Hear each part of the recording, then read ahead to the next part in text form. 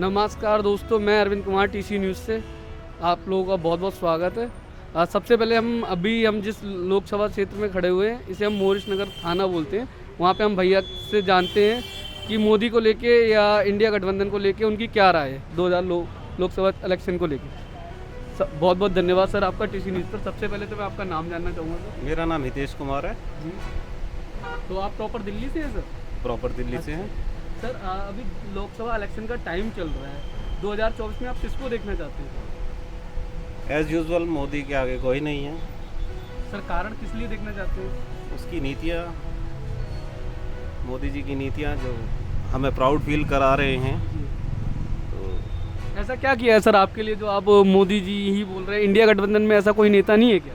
आपको लगता है कोई है तो बता नहीं दीजिए। सर, मुझे नहीं लगता। मेरे लगने ना होने से कोई फर्क नहीं पड़ता। मैं तो जनता की राय जानने आया हूं। उनकी टक्कर का कोई नहीं है। ऑपोजिशन कोई हो तो हम बताएं कि हाँ हमारे पास अल्टरनेट कोई है ही नहीं कि हाँ हम इसको वोट दें तो वो ज़्यादा कुछ कर पाएगा। विपक्ष तो आरोप लगाता है कि मोदी जी ने 2 करोड़ नौकरियों का वादा किया था, वो तो एक जुमला निकला।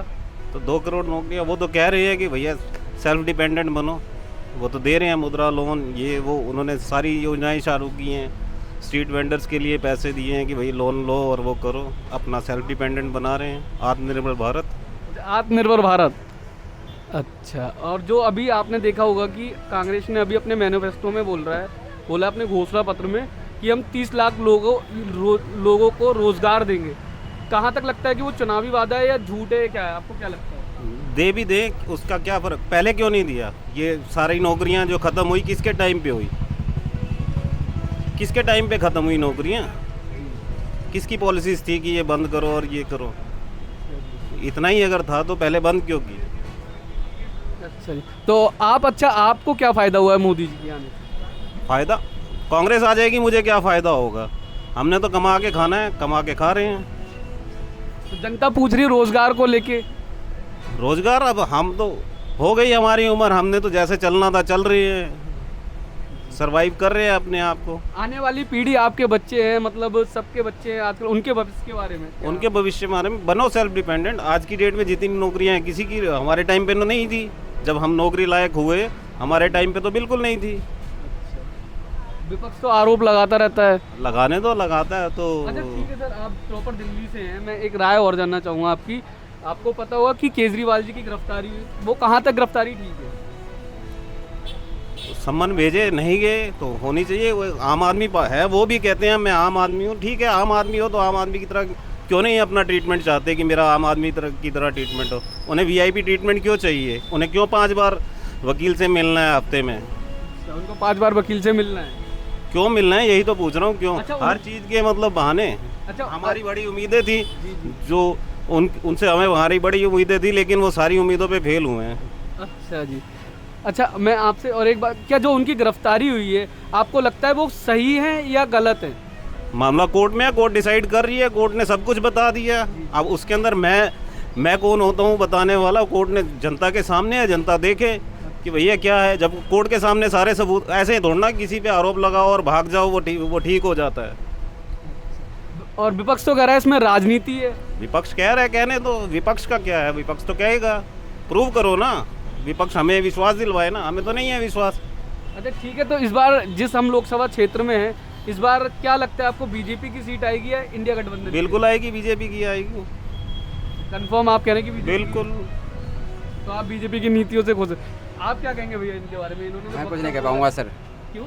मैं कुछ नहीं कर पाऊंगा। मैं दिल्ली से नहीं हूँ, बिहार से हूँ। अच्छा नहीं, बिहार के बारे में बात करते हैं। कोई नहीं, आप बिहार से, तो बिहार की जो 40 सीटें उनके बारे में क्या कहेंगे? बिहार से तो सर तेजस्वी यादव है कि वो तो नौकरी बांट रहे हैं। अच्छा, नौकरी बांट रहे हैं। नौकरी बांट रहे हैं ऐसे कि जैसे भुइयाँ हुआ का पूजा हो, अच्छा उसे प्रसाद बांटे जाते हैं गाँव में, अच्छा इस टाइप का प्रसाद की तरह बांट रहे हैं। अच्छा जो भी उनको मौका मिला है इस हिसाब से नौकरी बहुत दी है। अच्छा, तो इस बार बीजेपी की कितनी सीटें आ रही हैं? पिछली बार तो 38 सीटें मिली थी शायद।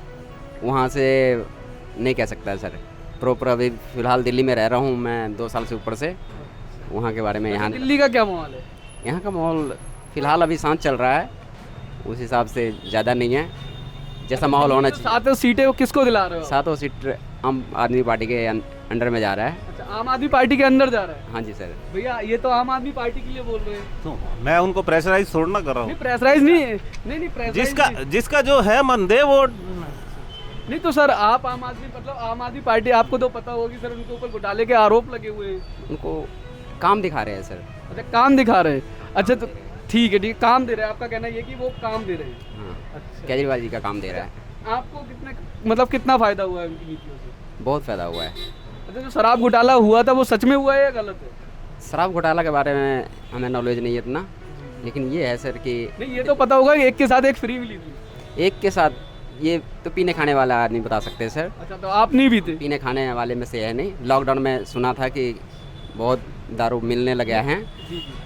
ये एल्कोहल वगैरह की वजह से इतना लॉकडाउन में ज़्यादा करके लोग यूज कर रहे हैं, लेकिन ऐसा कुछ अपने ऊपर नहीं। आपको पता होगा उनके एक मंत्री हैं, उन्होंने अभी कुछ दिन पहले इस्तीफा दिया है। उसके बाद बोलते हैं कि मैं दलदल में फंसा हुआ था कि आम आदमी पार्टी अब तक की सबसे भ्रष्ट पार्टी है। ये उल्टे बोल रहे हैं। मतलब वो गलत बोल रहे हैं उनके मंत्री। उल्टे बोल रहे हैं। मतलब मैं उल्टा बोल रहा हूँ? हाँ। मैं नहीं, उनके एक मंत्री का वक्तव्य है। ऐसे तो बोलने का काम है, बोलते रहे, अच्छी बात भैया है। आप इनकी बात का कैसे खंडन? उनके एक मंत्री हैं, आपको बिल्कुल पता सही, होगा। राजकुमार आनंद जी। जी जी, राजकुमार आनंद जी ने खुद प्रेस कॉन्फ्रेंस करके बोला था कि आम आदमी पार्टी एक इतनी बड़ी दलदल है। मतलब मेरा जो मानना है, मतलब बोलते हैं तो भाई वो दलदल है, इसलिए मैं वहाँ से चला आया। उन्होंने इस्तीफा भी दे दिया। बिल्कुल बिल्कुल सही किया जी। मतलब उन्होंने सही किया। हाँ बिल्कुल, इस्तीफा दे दिया, सही किया। अच्छा एक मैं और जानना चाहूँगा, आपको पता होगा राज्यसभा सांसद हैं इन्हीं की पार्टी से, आम आदमी पार्टी से, पंजाब के राज्यसभा सांसद हैं हमारे राघव चड्ढा जी।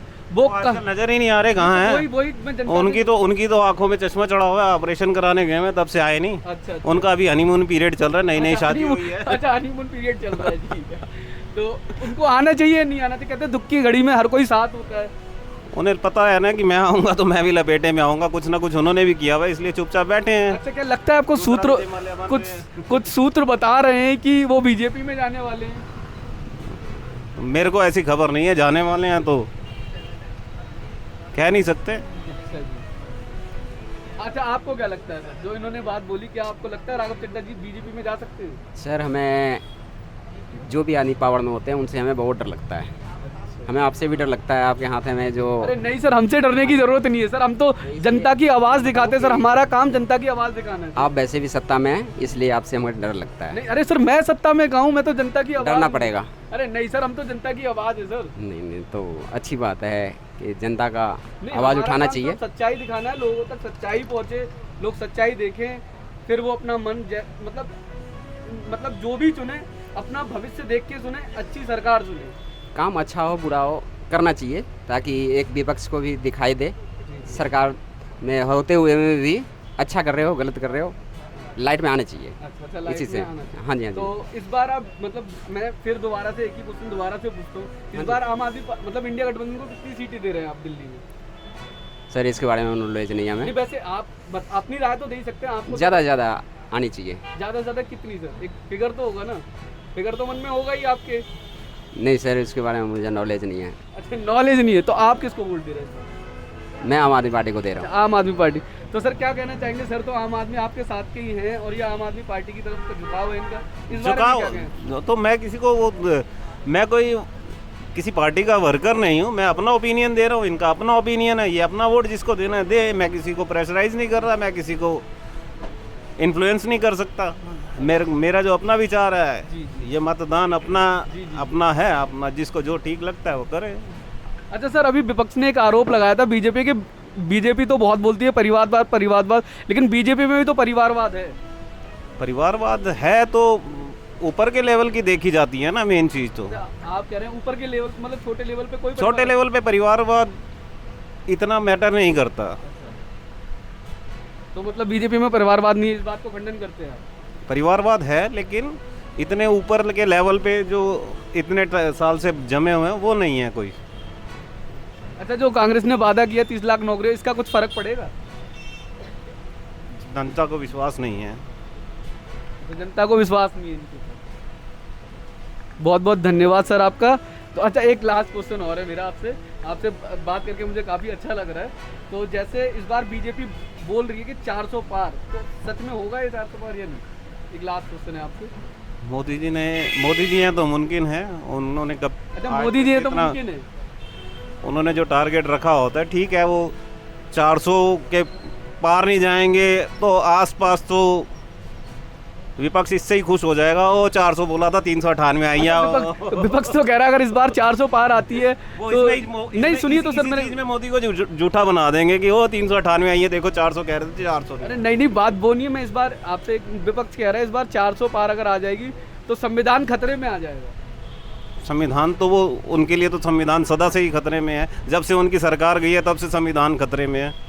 अच्छा, तब से संविधान खतरे में। हाँ, तो मतलब इमरजेंसी बीजेपी के टाइम पे नहीं था, जब उन्होंने इमरजेंसी लगाई थी तब नहीं था संविधान खतरे में, अब है। अच्छा, इमरजेंसी लगाई थी तब खतरे में नहीं था। विपक्ष ने जब ये सरकार में थे और इमरजेंसी लगाई थी 76 में, तब खतरे में नहीं आया था। उन्हें आज की डेट जो आज का सिचुएशन है उससे भी बुरी लग रही है, तो ये उनका वो है। अच्छा, आप हमारे श्रोताओं को क्या कहना चाहेंगे सर कि इस बार किसको वोट देना चाहिए? सोच समझ के दें, अच्छा जी, जिसको भी वोट दें सोच समझ के दें। Thank you so much sir, बहुत बहुत धन्यवाद आपका टीसी न्यूज़ पर।